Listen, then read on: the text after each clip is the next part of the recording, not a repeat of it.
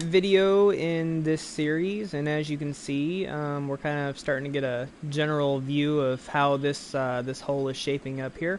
In the last video, we went through and used the distance tool to frame the fairway, so that later when we go down to lay fairway, we know that we're staying within the appropriate width. And framing the fairway.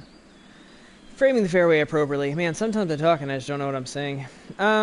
So this video is going to be doing the same thing that we did with the fairway in the last one, but this one is going to be focusing on the green instead.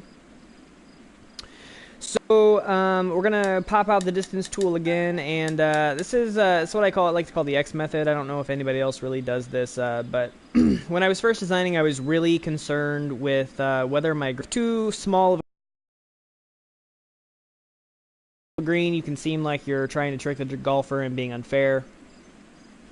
If you have too large of one, then it's also another way of tricking the golfer because they constantly, having to putt over 100 yards for every shot can get pretty annoying. So I think I read somewhere a long time ago in the forums that the average green size is 6,000 square yards, which ends up being a distance of 20 by 30 yards. I have tended to drift more towards a little bit larger, either 25 yards by 35 yards or 30 yards by 40 yards.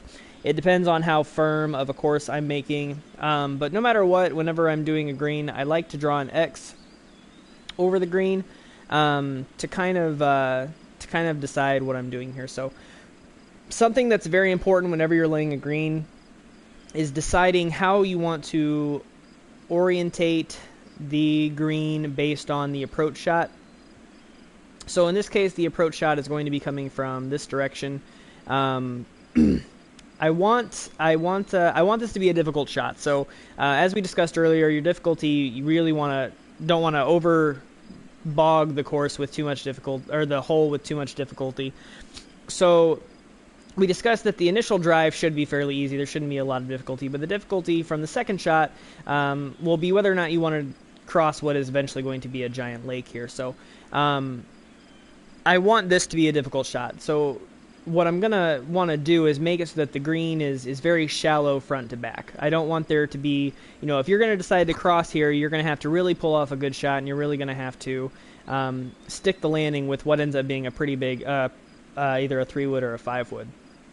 So the longest I'm going to make this 40 by 30 yards is not from front to back this way. Instead, I'm going to make it from side to side. So I'm going to choose a spot about right here, and we're going to go to 40 yards.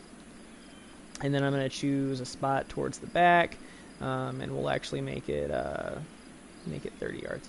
So when you're looking at it here, this is now my green way off in the back. And then when I go to actually lay the green, I know that I have an appropriate width. This will be something that should be easy for golfers to land on, but it also isn't so big that the putts that they're left with are ridiculous. We'll end up touching up the land around it here. There will be water in front here in case they mess up their shot and fall short. But that is the green. Make sure when you're doing this that you're understanding where the approach shot is coming from and that you're not being unfair to the golfer. If I wasn't carrying water here, I might change it up so that the long way was going this way and that it was very skinny towards the middle, so that there might be some bunkers over here or some rough, that in case they missed and they actually skew off towards the left or right here, that they're getting into some trouble. So keep all that in mind. That's actually the end of this video. We'll be dealing with tee boxes in the next video, so see you then.